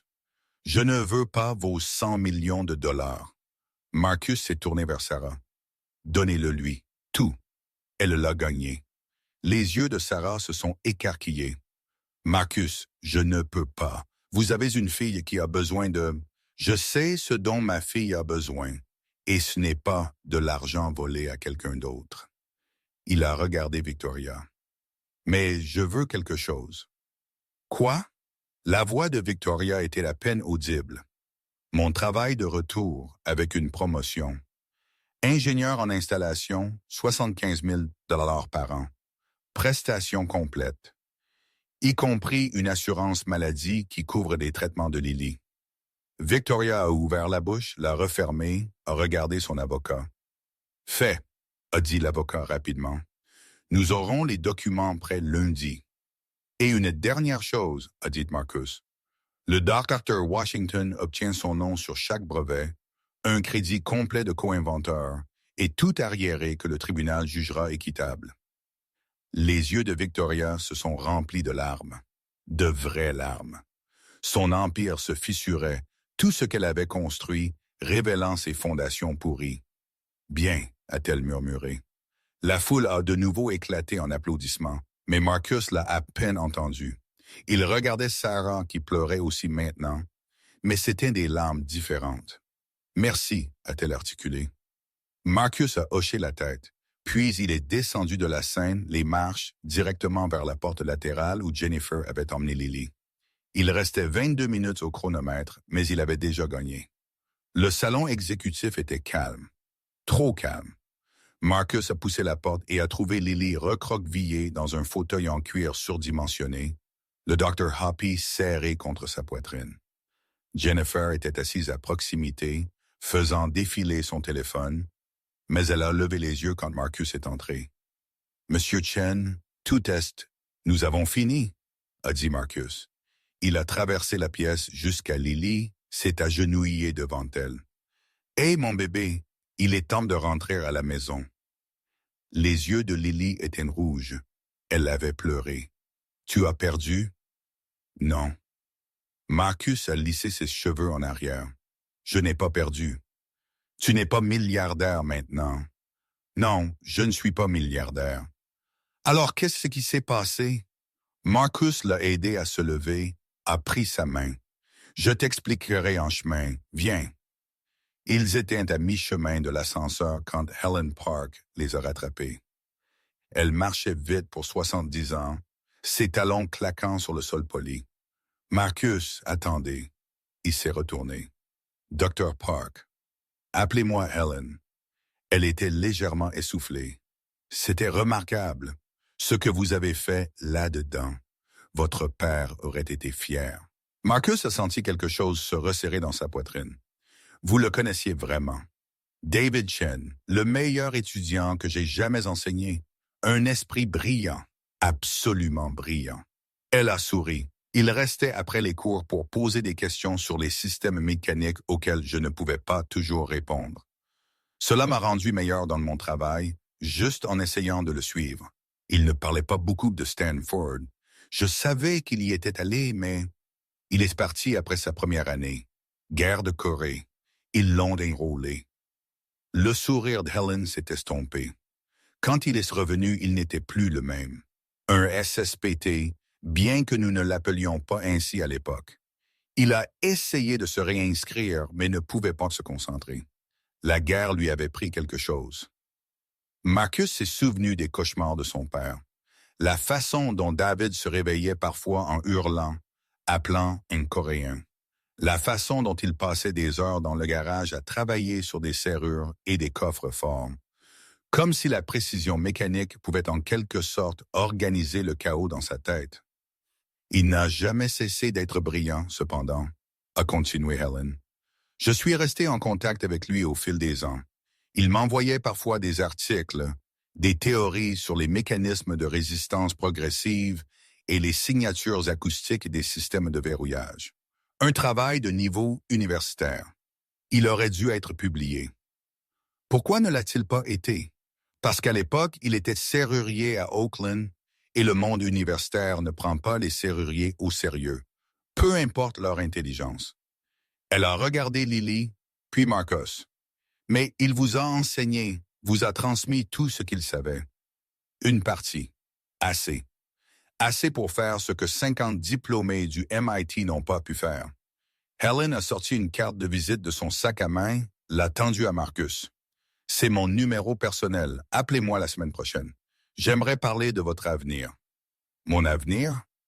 Vous venez de démontrer une expertise en système mécanique, en analyse acoustique et en technologie de sécurité historique que la plupart des ingénieurs ne possèdent pas. C'est précieux. Plus précieux que de nettoyer des sols. Elle a jeté un coup d'œil à Jennifer qui se tenait maladroitement à proximité. Sans offense. Aucune, a dit Jennifer doucement. Marcus a regardé la carte. Helen Park, professeur émérite Université de Stanford. Et en dessous, un numéro de téléphone et une adresse e-mail. Je n'ai pas de diplôme, a-t-il dit. Votre père non plus, à la fin. Cela ne l'a pas rendu moins brillant. Helen a doucement serré son épaule. Appelez-moi, nous parlerons. Elle est retournée vers la salle de bal, laissant Marcus tenir la carte, comme si elle pouvait disparaître s'il détournait le regard. Papa? La voix de Lily était petite. On peut y aller maintenant. Mon âge? Oui, mon bébé, on peut y aller. Ils ont pris l'ascenseur de service. Marcus ne voulait pas traverser la salle de bal à nouveau, ne voulait pas affronter les caméras et les questions, et les gens qui l'avaient vu humilié puis innocenté en l'espace d'une heure. Les portes de l'ascenseur se sont ouvertes au rez-de-chaussée. Le hall était vide, à l'exception d'un agent de sécurité qui a hoché la tête à Marcus sans vraiment le voir. Juste un autre concierge qui partait après les heures. Dehors, le soleil se couchait. Le ciel au-dessus de la baie de San Francisco était devenu orange et violet, beau et indifférent à tout ce qui venait de se passer 15 étages au-dessus. La voiture de Marcus était sur le parking des employés, une Honda Civic 2003 avec une bosse sur la porte passager et un voyant moteur allumé depuis 3 mois. Il a ouvert la porte arrière et aidé Lily à monter et attacher sa ceinture de sécurité. « Papa », a-t-elle dit alors qu'il fermait la porte. « Oui, grand-père serait fier. » Marcus a senti des larmes lui piquer les yeux. Il a hoché la tête, ne pouvant pas faire confiance à sa voix, a fermé la porte doucement. Il montait dans le siège du conducteur quand son téléphone a sonné. Numéro inconnu. Il a failli ne pas répondre. Mais quelque chose l'a poussé à appuyer sur le bouton vert. « Allô? Monsieur Chen, c'est Robert Hayes, ingénieur en chef chez Ashford Technologies. » La main de Marcus s'est resserrée sur le téléphone. « Qu'est-ce que vous voulez? » Je voulais m'excuser. La voix de Hayes était douce. Ce que Madame Ashford vous a fait là-haut, ce à quoi j'ai participé en ne disant rien, c'était mal. Vous méritiez mieux. Marcus n'a rien dit. J'ai travaillé ici pendant 8 ans, a continué Hayes. Je savais que le chiffrement quantique était surtout pour le spectacle.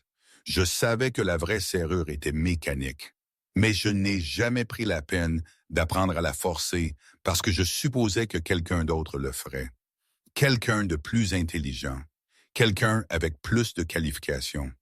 Il a fait une pause. Il s'avère que les qualifications ne valent rien si vous ne savez pas écouter. Pourquoi me dites-vous cela? Parce que je démissionne. Ce soir, je viens d'envoyer mon email de démission et je voulais que vous sachiez que ce que vous avez fait là-haut, ce n'était pas de la chance. C'était de l'habileté. Une vraie habileté. Le genre qui prend des années à se développer. Une autre pause. Votre père vous a bien enseigné. La ligne a raccroché. Marcus est resté assis sur le siège du conducteur, son téléphone toujours pressé contre son oreille, essayant de digérer tout ce qui s'était passé au cours de la dernière heure. Papa. La voix de Lily est venue du siège arrière. On rentre à la maison. Oui, mon bébé, on rentre à la maison. Il a démarré la voiture. Le voyant moteur brillait joyeusement. La radio était bloquée sur une station qui ne passait que des publicités. Mais la voiture roulait et c'était suffisant. Ils étaient à mi-chemin sur le Bay Bridge quand Lily a reparlé. Papa, je ne comprends pas. Si tu as ouvert le coffre-fort, pourquoi n'as-tu pas pris l'argent? Marcus l'a regardé dans le rétroviseur. Comment expliquer l'éthique à une enfant de 8 ans? Comment expliquer qu'une partie de l'argent était empoisonnée? Parce que ce n'était pas le mien, a-t-il dit finalement. Cet argent appartenait au Dr. Washington. Elle l'a gagné. J'ai juste ouvert une porte. Mais nous avons besoin d'argent pour mes médicaments. On va s'en sortir, mon bébé. On s'en sort toujours. Mais si, pas de et si, tu te souviens? Marcus a essayé de sourire. Nous avons un plan maintenant. Meilleur emploi, meilleure assurance. Tes traitements seront couverts. Lily est restée silencieuse un long moment. Puis, Madame Ashford va avoir des ennuis? Je crois que oui, oui. Bien. La voix de Lily était féroce. Elle était méchante. Elle t'a traité de déchet. Elle avait tort. Je sais qu'elle avait tort. Tu es la personne la plus intelligente que je connaisse. Marcus a senti sa gorge se resserrer de nouveau. Je ne suis pas si intelligente, mon bébé. Je sais juste comment écouter les machines. C'est assez intelligent. Ils sont arrivés sur le parking de leur immeuble. Le bâtiment était vieux, la peinture s'écaillait, entourée d'une clôture grillagée avec des trous assez grands pour que les enfants puissent s'y faufiler. Maison. Marcus a porté Lily à l'étage. Elle était fatiguée, presque endormie sur son épaule. Il a ouvert la porte de leur appartement, une cuisine à 2 chambres, avec des appareils qui fonctionnaient à peine, un salon meublé de trouvailles et de friperies. Il a mis Lily au lit, toujours habillée, et juste enlevé ses chaussures et tiré la couverture. Elle a marmonné quelque chose, déjà en train de rêver, et a serré le Dr. Hopi plus fort. Marcus est resté dans l'embrasure de la porte, la regardant respirer, inspirer et expirer, régulièrement, vivante pour l'instant. La facture de l'hôpital était toujours due lundi, 12 000 $. Il avait 75 $ sur son compte maintenant après le jour de paie. L'avocat de Victoria avait promis de nouveaux papiers d'emploi pour lundi, mais l'assurance ne se déclencherait pas avant 30 jours minimum. Peut-être 60. Il est allé à la cuisine, a ouvert le réfrigérateur, un demi-gallon de lait, du fromage qui était probablement bon, des œufs, du pain dans le congélateur, il tiendrait le week-end. Son téléphone a vibré. Message texte d'un numéro inconnu. Ceci est Sarah Washington. Jennifer m'a donné votre numéro. J'espère que ça va. Je voulais vous remercier comme il se doit pour ce que vous avez fait aujourd'hui. On peut se rencontrer pour un café demain? Marcus a regardé le message. Il avait donné à Sarah Washington 100 millions de dollars qui auraient dû être les siens, de l'argent qui aurait résolu tous les problèmes de sa vie, et elle voulait lui offrir un café. Il a répondu, « Le café, ça me va. 10 heures, le Pete sur Market Street. » La réponse est venue immédiatement. « Parfait, à bientôt. » Marcus a posé son téléphone, s'est appuyé contre le comptoir. L'appartement était silencieux, à l'exception du bourdonnement du réfrigérateur et du bruit lointain de la circulation dans la rue en contrebas. Il a pensé au visage de Victoria Ashford lorsque le coffre-fort s'est ouvert, à la façon dont son masque s'était fissuré, à la façon dont elle l'avait regardé comme s'il était quelque chose de dangereux au lieu de quelque chose de jetable. Il a pensé à la carte de visite Helen Park dans sa poche. Professeur émérite, Université de Stanford, la professeure de son père. Il a pensé à Sarah Washington, effacée de l'histoire de sa propre entreprise jusqu'à ce qu'un concierge avec 43 $ ouvre une porte qu'elle ne pouvait pas ouvrir. Et il a pensé à son père, mort il y a 13 ans maintenant, qui lui avait appris que les machines ne mentent pas et que l'écoute était la compétence la plus importante qu'une personne puisse apprendre. « Je l'ai fait, papa », a murmuré Marcus dans la cuisine vide. « J'ai écouté. » Son téléphone a vibré de nouveau. Un autre texte, celui-ci d'un numéro qu'il reconnaissait. L'hôpital. Son cœur s'est serré. Ils appelaient improbablement à propos de la facture, à propos de l'arrêt du traitement. Mais quand il a ouvert le message, il disait « Monsieur Chen, nous avons reçu un paiement sur votre compte. Le solde est maintenant de 0. Veuillez contacter notre service de facturation lundi pour plus de détails. » Marcus l'a lu 3 fois. Solde 0. Quelqu'un avait payé la facture d'hôpital de Lily. Il regardait toujours le téléphone quand il a sonné. Le même numéro. Il a répondu « Monsieur Chen, une voix de femme fatiguée mais gentille. C'est Angela du service de facturation de l'hôpital de la ville. Je voulais confirmer que vous avez bien reçu notre message. » « Oui, mais je ne comprends pas. Qui a payé? » « Dr. Sarah Washington. Elle a appelé il y a environ 1 heure et a payé le solde complet du compte de votre fille. De plus, elle a créé un fonds pour couvrir les futurs traitements pendant les 2 prochaines années. » Marcus ne pouvait plus respirer. « Elle a fait quoi? » « Elle a dit que vous l'aviez aidée aujourd'hui, que vous lui aviez donné quelque chose d'inestimable. Elle voulait vous rendre l'appareil. » La voix d'Angela s'est adoucie. « Les traitements de votre fille sont couverts, Monsieur Chen. Tout. Chimiothérapie, médicaments, séjour à l'hôpital. Tout. Pour 2 ans minimum. » Marcus s'est assis lourdement sur le sol de la cuisine, le téléphone pressé contre son oreille, des larmes coulant sur son visage. « Monsieur Chen, vous êtes là? »« Oui, je suis là. Le Dr. Washington m'a également demandé de vous dire qu'elle considère cela comme un acompte. Une fois que son procès sera réglé, elle établira un fonds médical permanent au nom de votre fille. Je ne peux pas. Elle n'a pas à... Elle a dit que vous diriez ça. Elle a dit de vous dire que certaines dettes ne peuvent pas être mesurées en argent et que votre père comprendrait. » La ligne est restée silencieuse un instant. Marcus a entendu des papiers être brassés du côté d'Angela. « Votre fille a beaucoup de chance de vous avoir, Monsieur Chen. J'ai de la chance de l'avoir. Nous vous verrons pour son prochain rendez-vous. Et Monsieur Chen, félicitations pour ce que vous avez fait aujourd'hui. Le Dr. Washington a dit que vous aviez changé sa vie. » Marcus a raccroché, s'est assis sur le sol de la cuisine dans l'obscurité et pleuré jusqu'à ce que ses côtes lui fassent mal. Puis il s'est levé, s'est lavé le visage et est allé vérifier Lily une dernière fois avant de se coucher. Elle dormait toujours, respirait toujours, était toujours vivante, toujours la sienne. Marcus s'est agenouillé à côté de son lit, a pressé son front contre le matelas et a murmuré une prière à un Dieu auquel il n'était plus sûr de croire. Mais si ce Dieu écoutait, Marcus voulait qu'il sache. Merci, merci, merci. Il a dormi cette nuit-là sans cauchemar pour la première fois en 3 ans, et quand il s'est réveillé samedi matin, le soleil brillait à travers la fenêtre de leur appartement et Lily se tenait à côté de son lit, tenant le Dr. Hoppy. « Papa, on peut avoir des crêpes? » Marcus a souri. « Oui, mon bébé, on peut avoir des crêpes. » Pendant qu'ils mélangeaient la pâte dans leur petite cuisine, son téléphone a vibré avec des notifications.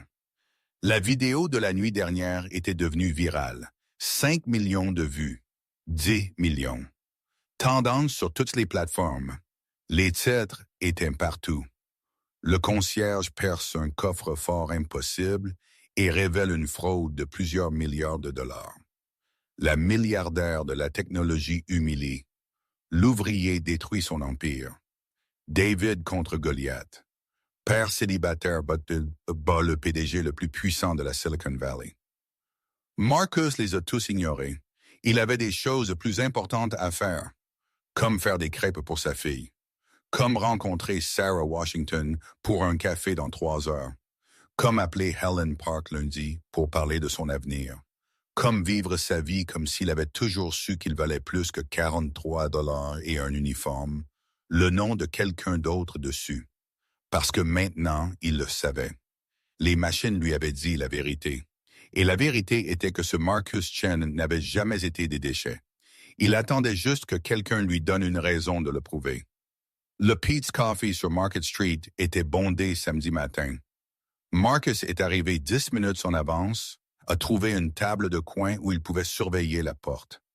Il s'était habillé avec les seuls vêtements civils qui n'avaient pas de trous, un pantalon kaki et une chemise boutonnée que sa femme lui avait acheté il y a 5 ans. Cela lui allait encore à peine. Lily était avec Madame Chen d'en bas, la grand-mère qui la gardait parfois quand Marcus travaillait tard. Il avait dit à Lily que c'était une réunion de travail. Il ne savait pas comment expliquer que la femme qu'il rencontrait venait de payer 2 ans de ses traitements contre le cancer. Sarah Washington est entrée à exactement 10 heures. Elle portait un jean et un sweat à capuche Stanford, ses cheveux tirés en queue de cheval. Sans le sac messager de la nuit dernière, elle avait l'air plus jeune, moins fatiguée, comme quelqu'un qui avait enfin posé un poids qu'elle portait depuis 12 ans. Elle a aperçu Marcus, a souri, s'est approchée. « Merci d'être venu », a-t-elle dit, s'asseyant en face de lui. « C'est moi qui devrais vous remercier. L'hôpital a appelé hier soir.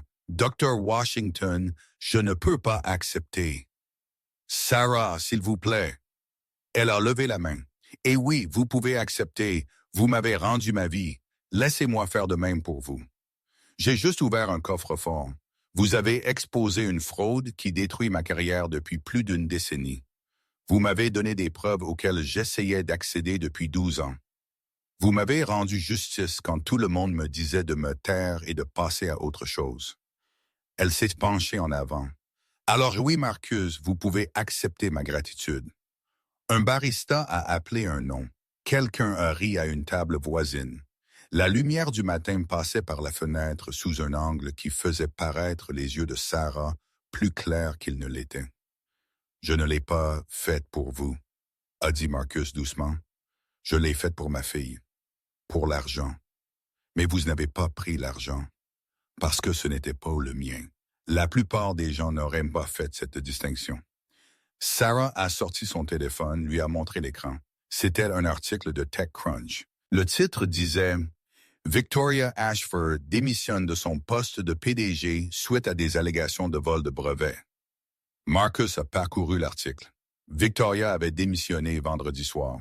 Le conseil d'administration avait lancé une enquête interne. L'IPO était reporté indéfiniment.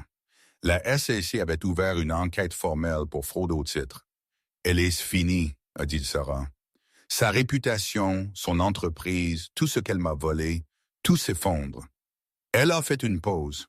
« Parce que vous avez écouté une serrure. Mon père m'a appris.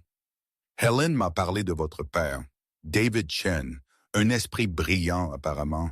Il était serrurier. Il était un ingénieur qui travaillait par hasard avec des serrures. » Sarah a souri. « Il y a une différence. » Marcus a regardé ses mains, les mains de son père, cicatrisées par des années de travail manuel, calleuses à force de tenir des outils et de pousser des balais et de faire tout ce qu'il fallait pour survivre. « Helen veut vous parler de retourner à l'école, » a dit Sarah. « Elle vous a dit ça? » Elle m'a donné sa carte. Stanford a un programme pour les étudiants non traditionnels, des gens qui ont quitté l'école pour diverses raisons. Des gens avec une expérience du monde réel qui compte plus qu'un diplôme. Sarah s'est penchée en arrière. « J'aimerais parrainer votre candidature. » Marcus a levé les yeux. « Quoi? Bourse complète, frais de scolarité, livres, frais de subsistance, ingénierie mécanique. Vous finiriez ce que votre père a commencé. » « Je ne peux pas. J'ai Lily. J'ai des factures. J'ai... » Un emploi chez Ashford Technologies à partir de lundi. 75 000 $ par an plus les avantages sociaux. Vous pourriez faire des cours du soir, prendre 6 ans, 11 au lieu de 4 si vous en avez besoin. Poste de pression, juste une opportunité. Marcus a eu le vertige. C'était trop. Trop vite. « Pourquoi ?»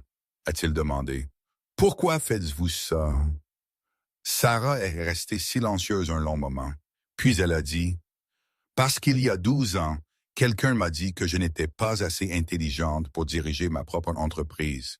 Quelqu'un m'a dit que je devrais être reconnaissante pour les miettes qu'il me jetait. Quelqu'un m'a effacé de mon propre travail et m'a fait sentir que je le méritais. Sa voix était stable, mais Marcus a entendu la douleur en dessous. Et hier soir, j'ai vu Victoria Ashford vous faire la même chose. Vous traitez de déchets. Vous humiliez devant 500 personnes. Supposez que vous échoueriez à cause de qui vous étiez, au lieu de ce que vous pouviez faire. Elle a traversé la table, a posé sa main sur la sienne. Vous lui avez prouvé qu'elle avait tort, Marcus. Vous avez prouvé que l'intelligence ne dépend pas des diplômes ou des qualifications ou de l'argent que vos parents avaient. Il s'agit d'être prêt à faire attention, à écouter, à voir ce que tout le monde manque. Elle a doucement serré sa main. Je fais ça parce que quelqu'un aurait dû le faire pour moi et parce que votre fille mérite de voir son père devenir tout ce qu'il est capable d'être. Marcus ne pouvait pas parler, ne pouvait pas bouger. Sarah a retiré sa main, a bu une gorgée de café qu'elle avait commandé en parlant. Réfléchissez-y. Parlez à Helen, parlez à Lily. Pas de pression, mais l'offre tient. Ils sont restés silencieux pendant 1 minute, 2 minutes. Marcus a regardé les gens passer dehors. Le soleil était monté plus haut maintenant, dissipant le brouillard du matin. « Qu'est-ce qui arrive à Victoria ?» a-t-il demandé finalement. « Légalement, c'est compliqué. L'enquête de la SAC prendra des mois. Le procès pour brevet pourrait prendre des années. Elle se battra, engagera des avocats coûteux, fera traîner les choses le plus longtemps possible. » Sarah a haussé les épaules, mais sa réputation est détruite, c'est permanent. Dans la Silicon Valley, une fois que vous êtes exposé comme un fraudeur, vous ne revenez pas. Et vous, qu'est-ce qui vous arrive? Sarah a souri. C'était un sourire fatigué mais sincère.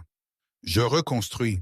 Le conseil d'administration m'a déjà demandé de consulter sur le relancement de l'IPO. Une fois l'enquête terminée, ils devront déposer à nouveau tous les brevets avec la bonne attribution. Mon nom, mon travail. Elle a fait une pause. Je recevrai probablement un règlement. Quelque part entre 50 et 200 millions selon l'issue du procès. Plus des redevances continues pour la technologie. C'est beaucoup d'argent. C'est ce que j'aurais dû avoir il y a 12 ans. Sarah est regardée par la fenêtre. Mais vous savez ce qui est étrange? L'argent n'importe pas autant que je le pensais. Ce qui importe, c'est de retrouver mon nom. Que les gens sachent que je ne suis pas la personne que Victoria disait que j'étais. Que je n'ai pas échoué. Je n'ai pas abandonné. J'ai été effacé. Et maintenant, je suis de nouveau visible. Marcus a compris cela. Être vu, être reconnu comme humain, comme précieux, comme autre chose que jetable. Je dois vous dire quelque chose, a-t-il dit. Sarah l'a regardé. Quand Victoria m'a offert que d'argent, les 100 millions, je ne pensais pas à la justice ou à faire ce qu'il fallait. Je pensais à ma fille mourante parce que je ne pouvais pas me permettre ses médicaments. Je pensais à comment je ferais n'importe quoi, accepterais n'importe quoi, compromettrais n'importe quoi pour lui sauver la vie. Il a difficilement dégluti. Si vous n'aviez pas été là, si cette boîte n'avait pas été dans le coffre-fort, j'aurais pris chaque sou et j'aurais laissé Victoria s'en tirer avec tout. Mais vous ne l'avez pas faite parce que vous étiez là. Non, la voix de Sarah était ferme. Parce que quand ça comptait, quand vous aviez le choix entre prendre de l'argent et faire ce qu'il fallait, ah oui, c'était difficile. Vous avez choisi ce qu'il fallait. C'est du caractère, Marcus. C'est ce qui vous êtes quand personne ne regarde. Quelqu'un regardait. 500 personnes. Plus quiconque regardait le live stream. Alors vous êtes un homme meilleur que vous ne le pensez. Sarah a fini son café, a posé la tasse. J'ai une réunion avec un avocat à midi. Des trucs de brevet. Ennuyeux. Mais avant de partir, je veux vous montrer quelque chose. Elle a de nouveau sorti son téléphone, a ouvert un fichier vidéo. Ceci a été enregistré il y a environ 1 heure. Caméra de sécurité d'Ashford Technologies. La vidéo montrait la salle de bal du 15e étage, vide maintenant, chaises empilées, tables pliées. Le coffre-fort Genesis toujours debout au centre de la scène, porte ouverte. Et là, marchant à travers la salle de bal vide, Victoria Ashford. Elle se déplaçait lentement comme quelqu'un dans un rêve, s'est arrêtée devant le coffre-fort, l'a regardé fixement, puis elle a tendu la main, a touché la porte ouverte doucement, presque avec révérence.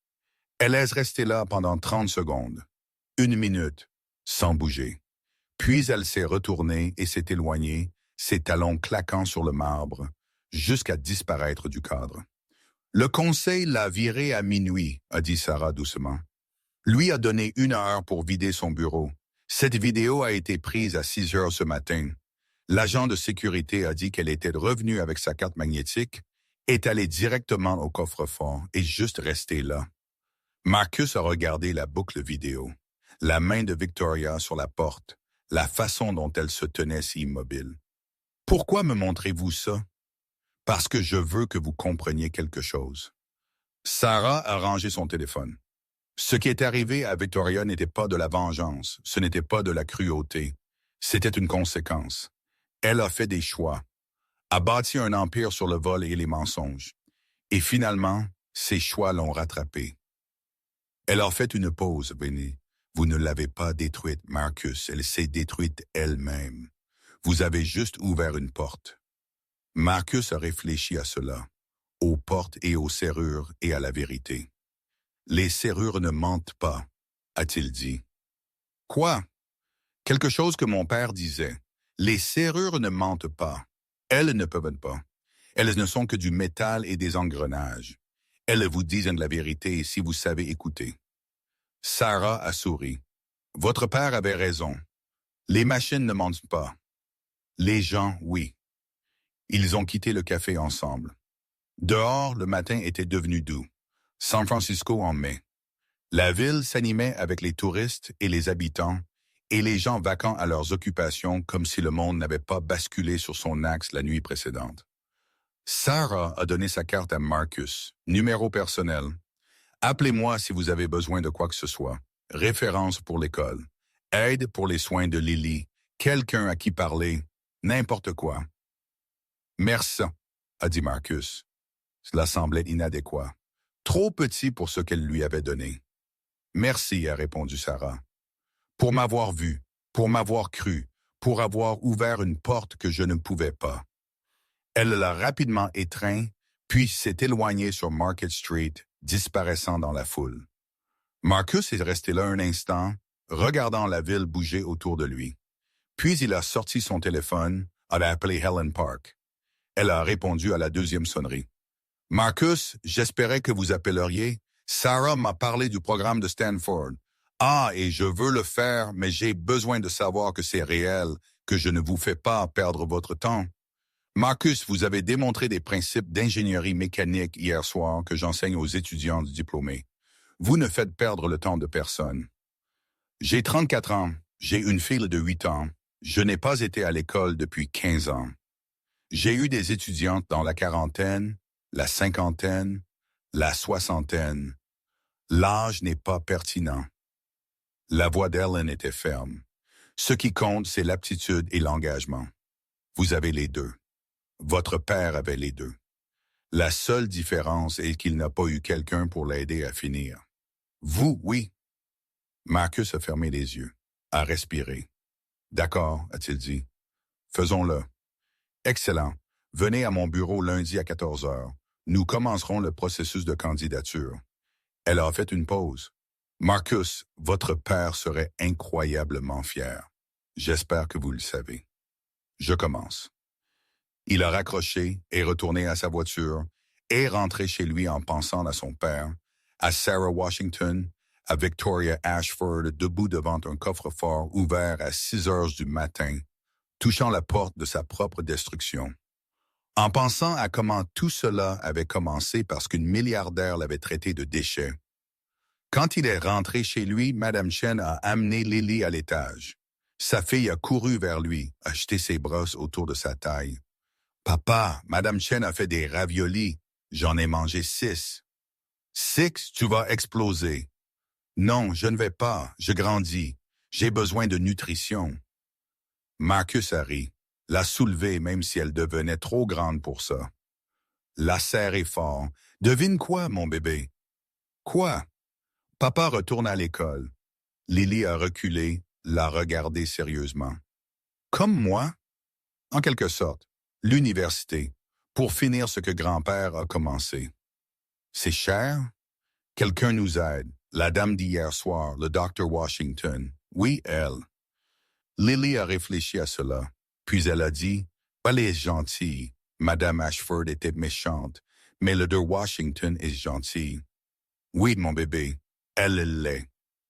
Cette nuit-là, après que Lily soit allée se coucher, Marcus a sorti la boîte du haut de son placard, celle qu'il n'avait pas ouverte depuis 13 ans, les affaires de son père, les quelques objets qui avaient survécu aux frais d'obsèques et aux années désespérées qui avaient suivi. À l'intérieur, une montre qui ne fonctionnait plus, une alliance lisse et usée, une photo de classe de Stanford de 1952 montrant un jeune David Chen debout au dernier rang, sérieux et concentré. Et au fond, enveloppé dans du papier de soie, un seul carnet en cuir. Marcus avait oublié le carnet. Il l'a sorti soigneusement, l'a déballé.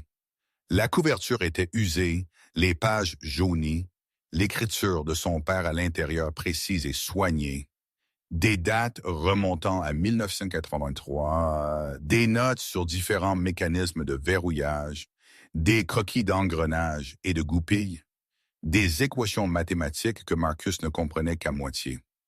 Sur la première page, son père avait écrit quelque chose en coréen. Marcus ne pouvait pas le lire, mais en dessous, en anglais, « Pour Marcus, quand tu seras prêt ». Marcus a tourné les pages lentement. Des années de connaissances accumulées, des années de la vie de son père distillées en observation sur le fonctionnement des machines, le comportement du métal, la façon dont la vérité pouvait être trouvée dans le cliquetis des engrenages. Vers la fin du carnet, une page datée du 15 octobre 1997, l'année avant la mort de son père. J'ai enseigné à Marcus la serrure canine aujourd'hui. Il a 15 ans. Il pense qu'il sait tout. Mais il a écouté. Vraiment écouté. Il a le don. La capacité d'entendre ce que les machines disent. Je prie pour qu'il n'ait jamais à l'utiliser comme je l'ai fait. Je prie pour qu'il puisse aller à l'école. Qu'il puisse finir ce que j'ai commencé. Mais s'il ne le fait pas, si la vie l'emmène ailleurs, j'espère qu'il se souviendra que l'écoute est la compétence la plus importante qu'une personne puisse avoir. Écoutez les machines, écoutez les gens, écoutez-vous, la vérité est toujours là. Il suffit d'être assez silencieux pour l'entendre. Marcus a fermé le carnet, l'a pressé contre sa poitrine. « J'ai écouté, papa », a-t-il murmuré à l'appartement vide. « Je t'ai entendu. » 6 mois plus tard, Marcus Chen traversait le campus de Stanford avec un sac à dos rempli de manuels et un cœur rempli de quelque chose qu'il avait presque oublié de ressentir. L'espoir. Lily était en 3e année maintenant.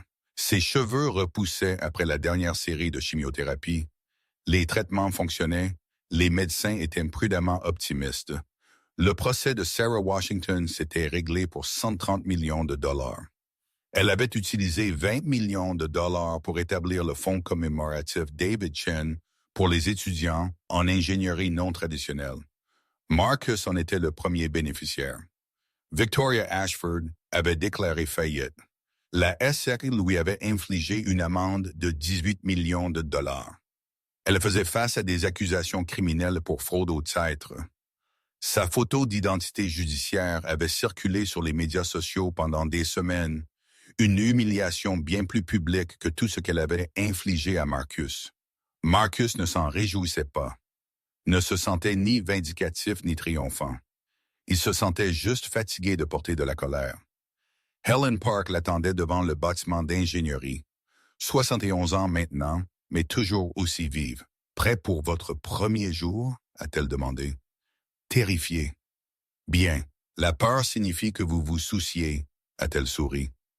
Votre père était terrifié le jour de sa première fois aussi. Il m'a dit qu'il avait failli faire demi-tour et partir. Mais il a traversé cette porte quand même. Marcus a levé les yeux vers le bâtiment, le même bâtiment dans lequel son père était entré 70 ans plus tôt. « Venez, a dit Ellen, je veux vous montrer quelque chose. » Elle l'a conduit à l'intérieur, à travers des couloirs remplis d'étudiants, ayant la moitié de l'âge de Marcus, jusqu'à un amphithéâtre au 3e étage. Sur le mur extérieur était accrochée une série de photographies, professeurs et anciens élèves notables à travers les décennies. Helen s'est arrêtée devant une photo de 1952. « C'est votre père », a-t-elle dit en désignant. Marcus s'est rapproché. La photographie montrait un jeune homme en costume qui semblait emprunté, se tenant légèrement à l'écart des autres étudiants. David Chen a 22 ans, avant la guerre, avant le traumatisme, avant tout ce qui allait le briser et le reconstruire en quelqu'un de différent. « Je l'ai fait accrocher ici le mois dernier », a dit Ellen, avec une plaque. Marcus a lu la plaque en l'étant monté sous la photographie. David Chen Class de 1952, brillant ingénieur mécanique dont le travail sur les systèmes à résistance progressive a influencé la conception de la sécurité moderne. Bien qu'il n'ait jamais terminé son diplôme, ses contributions au domaine restent inestimables. Cette photographie honore sa mémoire et l'héritage qu'il a transmis à son fils.